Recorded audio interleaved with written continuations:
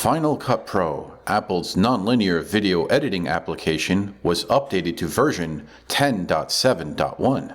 The feature discussed in this video was launched in the previous update. Since the What's New in Final Cut Pro screen has appeared again, I figured I should try and make the top feature work. How does one actually enable a scrolling timeline in Final Cut Pro?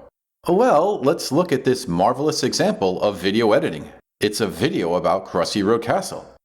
And right away, we can see the problem. The timeline is not moving during playback. The playhead line just moved out of sight. This is one of those big things that I didn't like about Final Cut Pro. But Apple just fixed it. At least they say they fixed it, but how does it actually work? Well, once again, I'm just going to read the instructions. If I search the help documents for the word scroll, the scroll in timeline in Final Cut Pro for Mac listing appears. Let's read it together.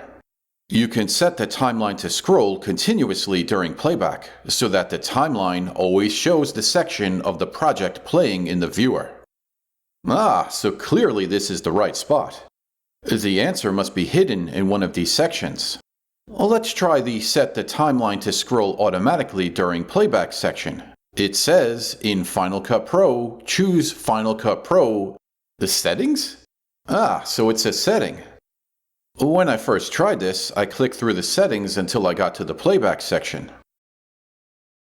There it is, scroll timeline continuously during playback. It's such a nice feature.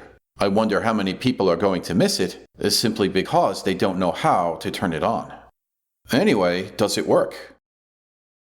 There it goes. The timeline is scrolling. If it looks laggy, that's because this is a screen recording from a 2018 Mac Mini. It looked quite nice when played normally. So, hopefully that information helps you out. Thanks for watching.